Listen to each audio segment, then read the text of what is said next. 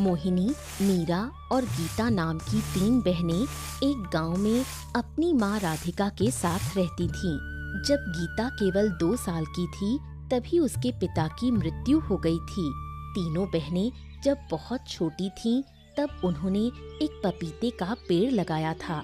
वो पेड़ अब बहुत बड़ा हो गया है और उस पर बहुत सारे पपीते लगे हैं। मीरा, गीता कहाँ गई? सुबह से दिख ही नहीं रही। नहाकर गीले कपड़े भी नहीं फैलाए। इसे कभी समझदारी आएगी भी या नहीं? मेरी कमर का दर्द और बढ़ गया है। बैठती हूँ तो उठ नहीं पाती। जीते जी अगर तुम सबका कोई ठिकाना कर पाती तो चैन मिल जाता। माँ, तुम अंदर जाकर लेटो। थोड़ा आराम करोगी तो अच्छा लगेगा। मीरा और गीता में से कोई एक घर पर रहती तो कह देती कि तुम्हारी कमर में तेल मालिश कर दे। तेल मालिश से आराम मिलता है। लगता है वो पपीता लेकर हाट चली गई। पेड़ पर बहुत सारे पपीते लगे हैं। मीरा कह रही थी कि हाट में बेचने जाएगी। जाने से पहले एक बार मुझसे कह तो जाती। पपीता बेचकर कितने पैसे होंगे? पपीते के पैसों से घर क्या चलेगा? पपीते की कीमत भी कम नहीं होती। हमारे पेड़ के पपीते का स्वाद बहुत अच्छा है। जो एक बार खाएगा बार बार खाने आएगा। आज शाम मैं विकास काका के घर जाऊंगी। उन्होंने खबर भेजी है। धान का काम करना है। वो करूंगी तो कुछ पैसे मिलेंगे।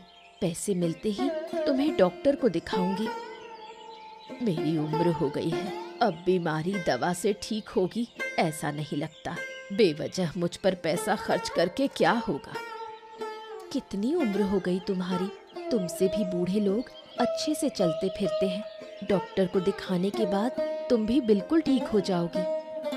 मीरा, गीता कब घर लौटेंगी कुछ पता नहीं। बेटी, तू ही मेरी कमर में जरा मालिश कर दे। ठीक है माँ, चलो अंदर, मैं अभी मालिश कर देती हूँ। मोहिनी के घर से लगभग 200 गज दूर विकास और उसकी पत्नी मिनती रहते हैं। विकास की आर्थिक हालत काफी अच्छी है। मोहिनी कभी कभी उनके घर काम करने जाती है। ओ मिनती काकी, घर पर हो? आ मोहिनी, बैठ, तुझसे बात करनी है। विकास काका ने बुलाया था। दिन में समय नहीं मिला इसलिए अब आई हूँ। बताइए क्या करना है?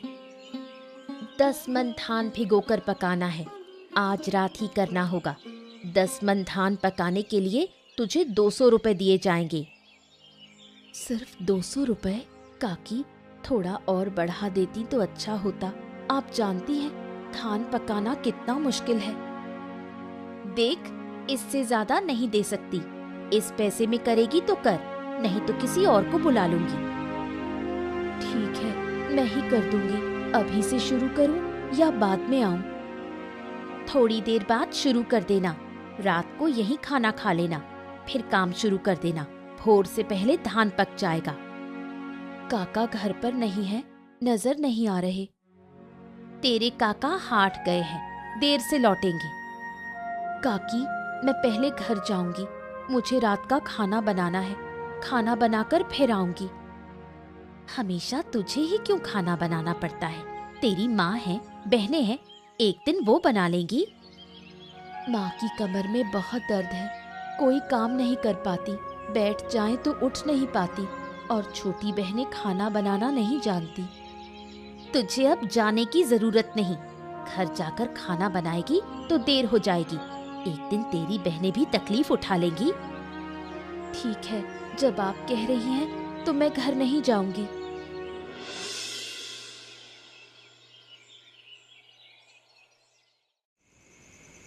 मीरा और गीता थोड़ी लापरवाह लड़कियां हैं।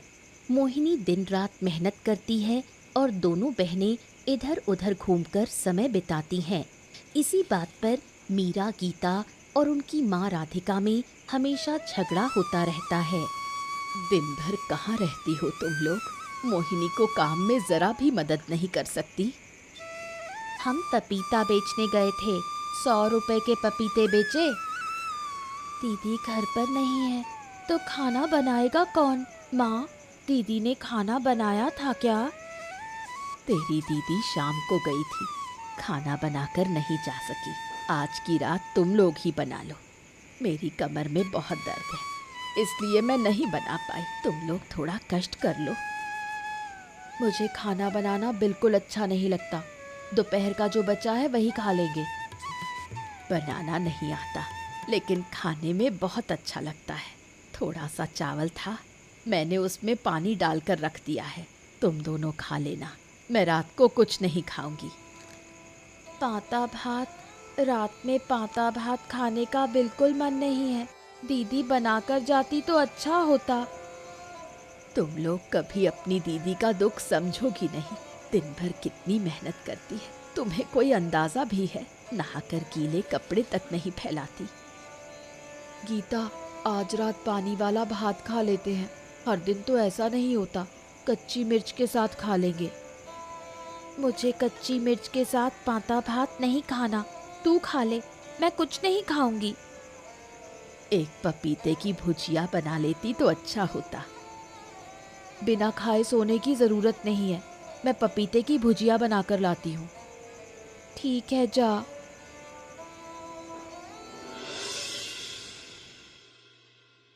घर के सामने लगे पपीते के पेड़ पर बहुत सारे पपीते लगे हैं। पपीतों के बोझ से पेड़ झुक गया है। मीरा और गीता अक्सर उन्हें बेचने हाट जाती हैं। जिस दिन गीता अकेली जाती है, उस दिन गांव का लड़का देवेश उसे बहुत परेशान करता है। अरे, तू अकेली क्यों है? तेरी दीदी कहाँ है? तू मुझे बिल्कुल परेशान मत कर, मुझे जाने दे। हाँ, जाने दूंगा। अभी पकड़ा ही कहाँ है, लेकिन थोड़ा पकड़ के साथ में वक्त तो बिता लूं।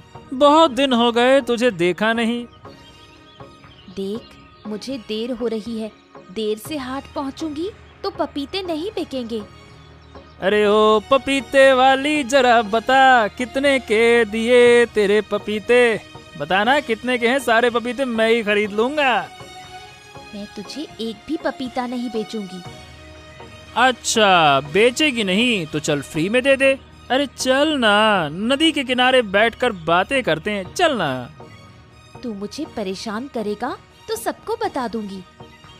कोई मुझे कुछ नहीं कर पाएगा, और मेरे बारे में किसी से कहा तो ये तेरे सारे पपीते नदी में फेंक दूंगा।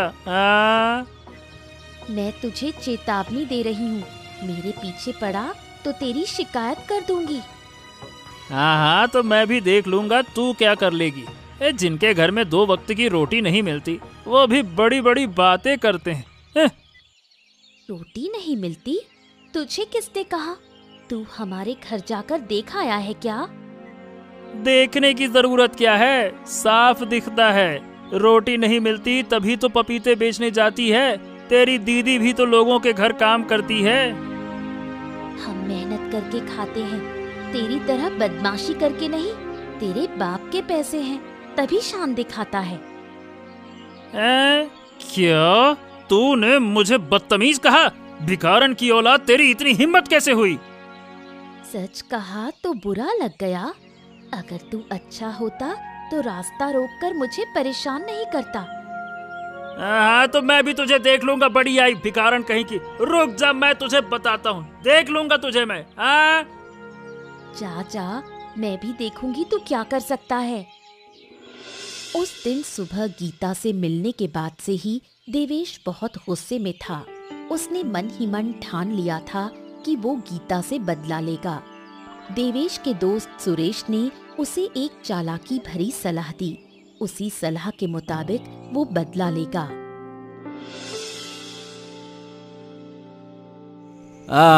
आखिरकार तूने मेरी बात मान ही ली।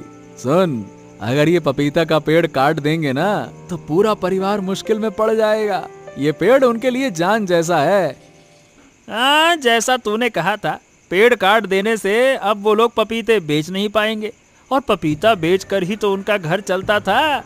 अब तो वो भिखारी बन जाएंगे।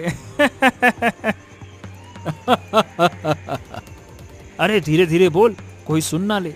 देख, उनके घर में शायद अभी भी रोशनी जल रही है। हाँ ससुरा, इतनी रात को कौन जाग रहा है रे? पेड़ काटने के लिए ये बता, आरी चाकू कुछ लाया कि नहीं लाया? अरे पपीते का पेड़ काटने के लिए आरी की क्या जरूरत है? ये देखो चाकू लेकर आया हूँ। हे रुक रुक रुक रुक, किसी की आवाज आ रही है। चल चल चल चल, पीछे आजा पीछे आजा पीछे आजा। अरे लगता है आज पेड़ नहीं काट पाएंगे, चल लौट चलते हैं। अबे साले, आए हैं तो काम तो पूरा करके ही जाएंगे। मुझे तो सोचकर ही मजा आ रहा है कि सुबह जब वो लोग पेड़ को कटा हुआ देखेंगे तो उनकी हालत कैसी होगी। अभी तक कुछ कर नहीं पाए हैं और तू सोच रहा है सुबह का नजारा। अरे आज नहीं तो 2 दिन बाद ही कर लेंगे, कभी तो करेंगे। अपमान की बात याद आते ही मेरा तो खून जलने लगता है कि मैं दांतई से पेड़ काट दूं। पेड़ तो आज ही काटेंगे चाहे जो हो जाए। हाँ तो चल ना, हिम्मत करके पेड़ काट ही देते हैं, चल। अरे अब घर में रोशनी भी नहीं है, चल अब देर मत कर, पेड़ काट कर तुरंत भागना होगा। हाँ तो चाकू निकाल। हाँ निकाल रहा हूँ, रुक जा। हाँ तो चल काम शुरू करते हैं। ठीक है। रात में सुरेश और देवेश मिलकर तीनों बहनों का प्यारा पपीते का पेड़ काटकर चले गए।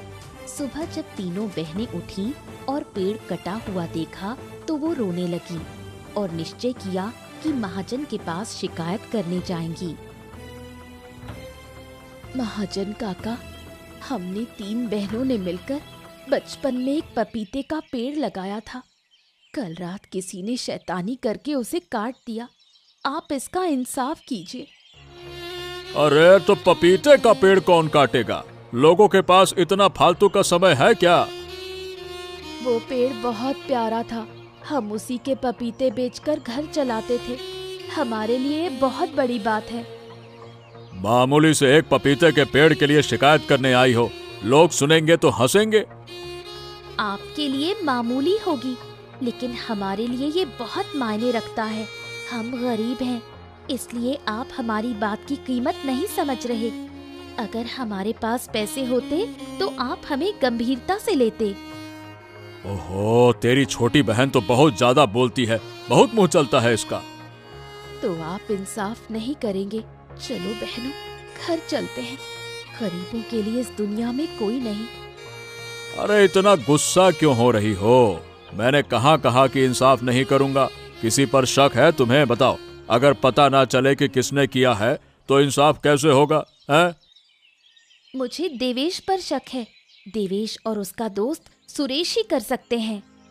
अच्छा, और तू कैसे कह सकती है कि वही लोग थे? देवेश हमेशा रास्ते में मुझे तंग करता है। उस दिन मैंने उसे सबके सामने अपमानित किया था। उसी गुस्से में उसने हमारा पेड़ काट दिया। अच्छा, ठीक है, तुम लोग दुखी मत हो, मैं देखता हूँ क्या किया जा सकता है। और गीता को वो दोबारा तंग ना करें, इसकी भी व्यवस्था मैं कर दूंगा। ठीक है? आप हम पर दया कीजिए। अरे कहा ना भाई, मैं देखता हूँ, चिंता ना करो। मोहिनी कभी कभी विकास के घर काम करती थी, लेकिन विकास और उसकी पत्नी मिनती इतनी कम मजदूरी देते थे कि मोहिनी का मन वहाँ काम करने का नहीं होता था। एक दिन उसने साफ कह दिया कि अब वो उनके घर काम नहीं करेगी।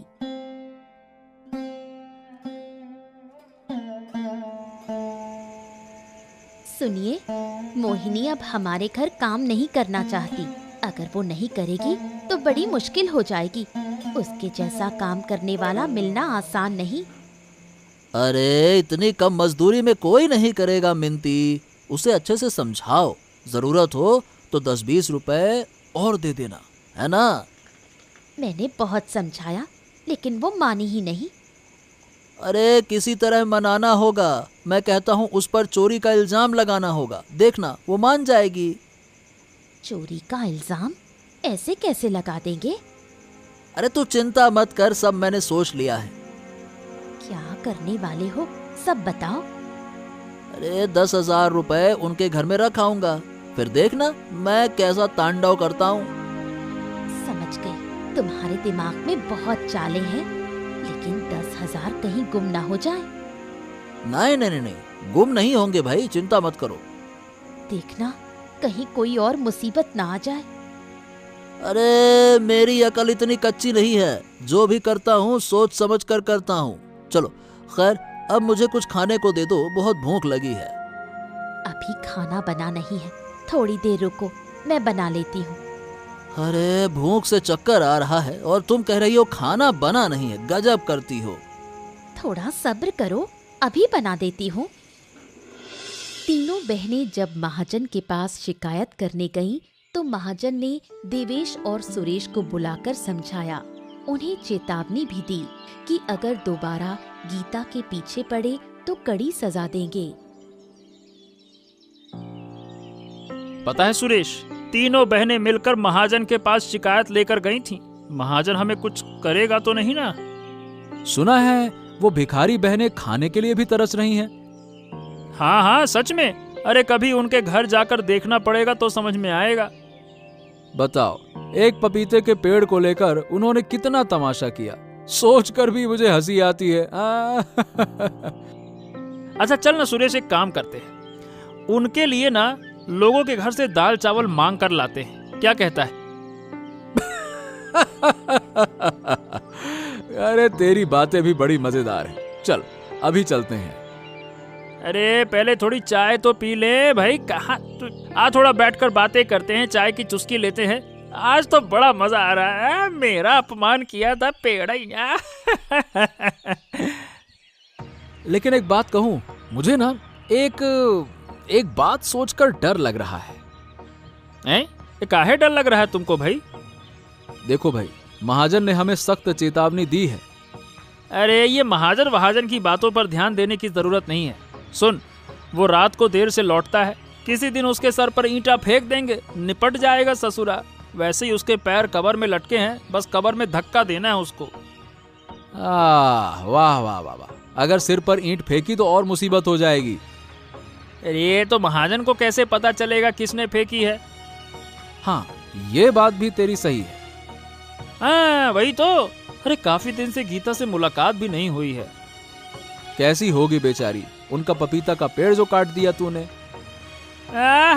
मैंने ही काटा है, तूने भी काटा है। वैसे सही बताऊं तो गीता को तंग किए बिना चैन नहीं आता मुझे। बड़ा मजा आता है उसको तंग करके। एक काम करना, उनके घर के सामने की सड़क पर खड़े रह, तो मुलाकात हो जाएगी। चल अभी चलते हैं, आज तो तेरी गीता से मुलाकात ही करवाते हैं। चल। अरे अभी नहीं भाई, सुबह जाते तो मिल जाती, अभी वो गई होगी यहाँ वहाँ। अरे फिर भी चल तो सही, शायद हो जाए किस्मत, क्या कहता है? तो चल, आज देखते हैं मेरी किस्मत में गीता है या नहीं है। चल। विकास और उसकी पत्नी मिनती के बहुत समझाने के बाद भी मोहिनी उनके घर काम करने को तैयार नहीं है। मोहिनी समझ चुकी है कि उससे बहुत कम पैसों में कठिन मेहनत करवाकर वो लोग फायदा उठा रहे हैं।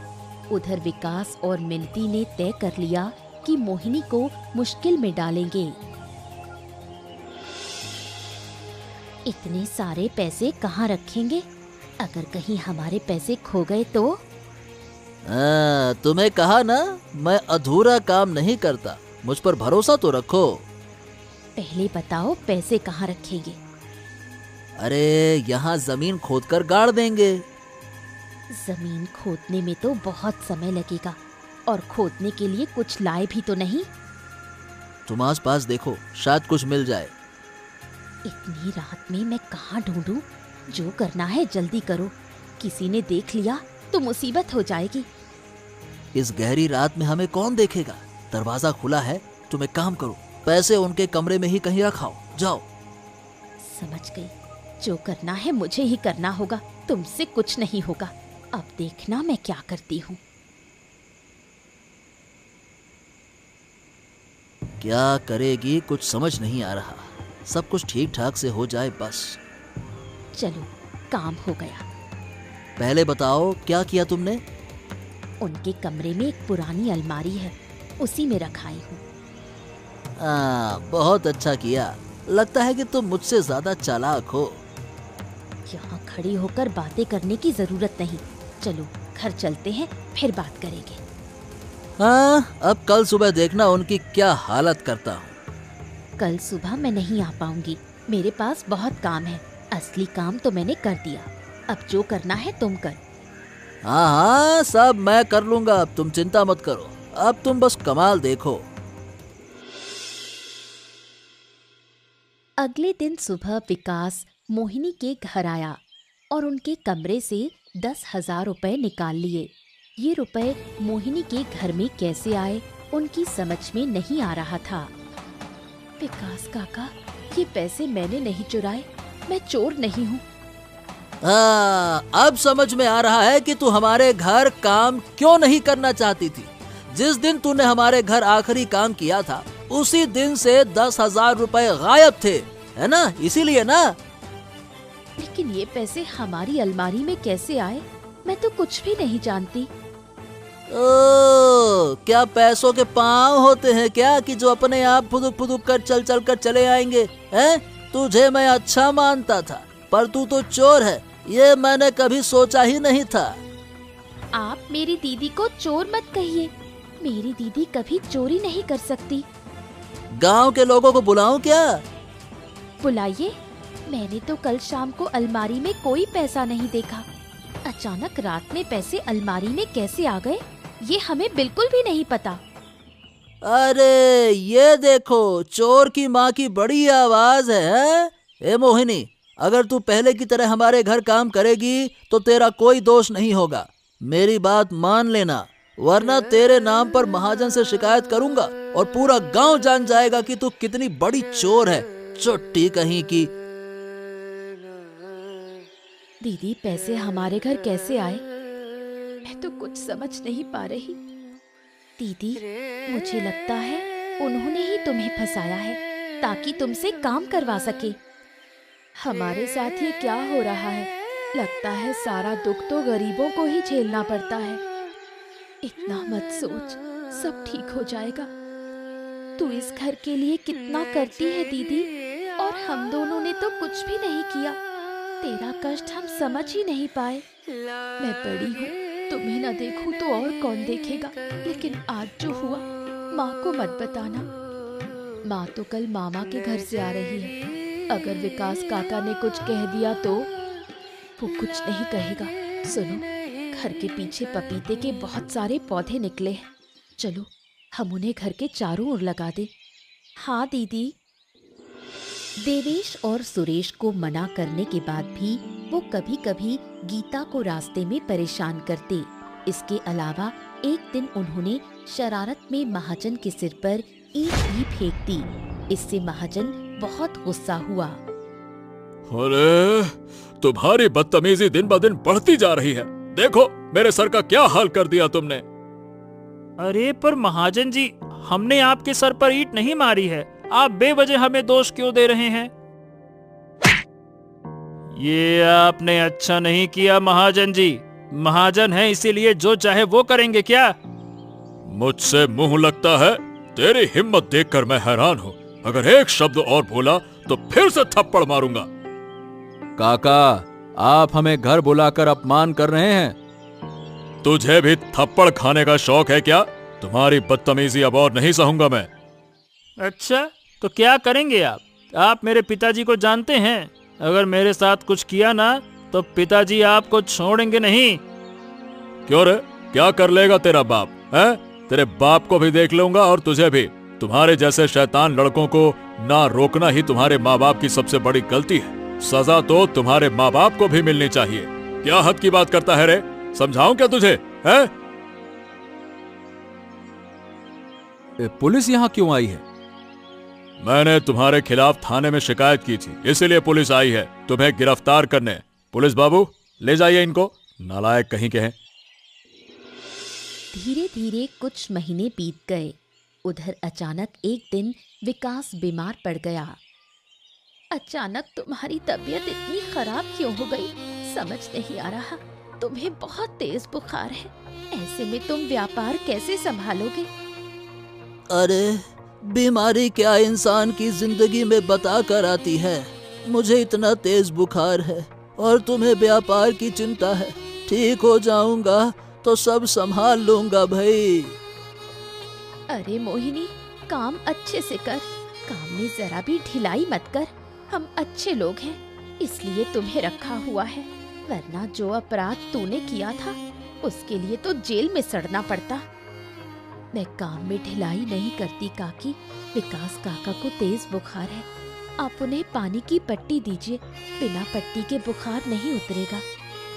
तुझे इतनी पंडिताई करने की जरूरत नहीं, तू अपना काम सही से कर। सुन, घर में कल रात का खाना रखा है, जाते वक्त ले जाना। तेरे काका कुछ खा नहीं रहे, खाना बेकार हो जाएगा, इसलिए तू ले जाना। आप कह रही हैं तो मैं ले जाऊंगी, वरना खाना खराब हो जाएगा, हम खा लेंगे।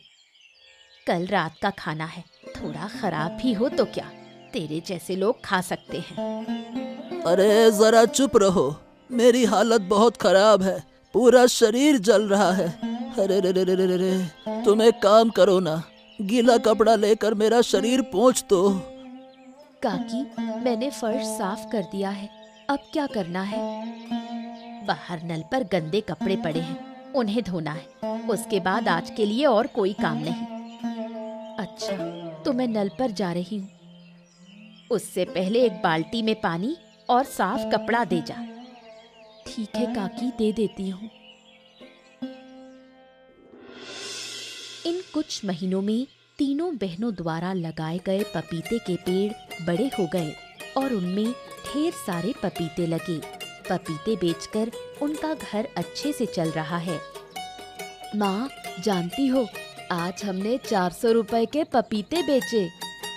बहुत पैसे हैं, पपीते बेचकर ही तो हमारा घर अच्छे से चलता है। फिर तेरी दीदी क्यों उस विकास के घर काम करती है? क्या जरूरत है दूसरों के घर काम करने की? दीदी चाहती है कि हमारा घर और भी अच्छा हो, इसलिए दूसरों के घर काम करती है। क्या पता, तुम्हारे मामले में कुछ भी नहीं समझती। अच्छा, मैं कमरे में जा रही हूँ। मुझे ना दीदी के लिए बहुत बुरा लगता है, और कितने दिन ऐसे चलेगा? पाप की सजा तो एक ना एक दिन जरूर मिलती है, ऊपर वाला एक दिन इसका न्याय करेगा। अगर कोई हल ना निकला तो क्या दीदी सारी जिंदगी ऐसे ही दुख झेलेगी? उस शैतान के हाथ से दीदी को बचाना होगा। सूरज ढलने वाला है, दीदी अभी तक घर नहीं आई। लगता है वो लोग दीदी से पूरा दिन काम करवाते हैं। दीदी की जगह कल से हम उनके घर काम करेंगे और दीदी को बोलेंगे पपीते हाट में ले जाने के लिए। महाजन काका ने भी हमारी बहुत मदद की है। उन्होंने देवेश और सुरेश को पुलिस के हवाले कर दिया। दीदी के बारे में एक बार महाजन काका से बात करें तो कैसा रहेगा? शायद इस बारे में वो कुछ कर पाए। तू सही कह रही है, महाजन काका से एक बार बात करना जरूरी है। रात के लिए कुछ खाने को है क्या? अगर नहीं तो फिर से पकाना पड़ेगा। पकाने की जरूरत नहीं, चावल सब्जी है, जो है वही हमारे लिए काफी है। आज दीदी इतनी देर क्यों कर रही है? मुझे बहुत चिंता हो रही है। एक काम करते हैं, विकास काका के घर चलते हैं। अच्छा चल। कुछ दिन बीत गए, लेकिन विकास बिल्कुल भी ठीक नहीं हो रहा था। ओहो, ये क्या हो गया? हमारे सुखी घर पर घना अंधेरा छा गया। मैं पापी इंसान हूँ, इसीलिए ऊपर वाला मुझे सजा दे रहा है। मोहिनी, तू मुझे माफ कर दे, तेरे साथ बहुत अन्याय किया। तू चोर नहीं थी, तेरे घर में पैसे मैंने और मिनती ने ही रखे थे, ताकि तुझे दबाव में डालकर हमारे घर काम करवाया जा सके। मैं पहले ही समझ गई थी, लेकिन मेरे पास कोई सबूत नहीं था, इसलिए इतने दिन तक कुछ नहीं कह पाई। मोहिनी, तू मुझे भी माफ कर दे। मैं चाहती थी कि आप लोगों को सजा मिले, लेकिन इतनी बड़ी सजा मैं नहीं चाहती थी। आप पर गुस्सा करके मैं अभी भी जा सकती थी, लेकिन काका की इस हालत में मैं उन्हें छोड़कर नहीं जा सकती। अगर तू माफ नहीं करेगी तो ऊपर वाला भी मुझे माफ नहीं करेगा। मैंने आप लोगों को माफ कर दिया। अब मुझे शांति मिल गई। विकास को मरे 1 महीना हो गया। मोहिनी बीच बीच में मिनती काकी का हाल पूछने जाती है, लेकिन वहाँ कोई काम नहीं करती।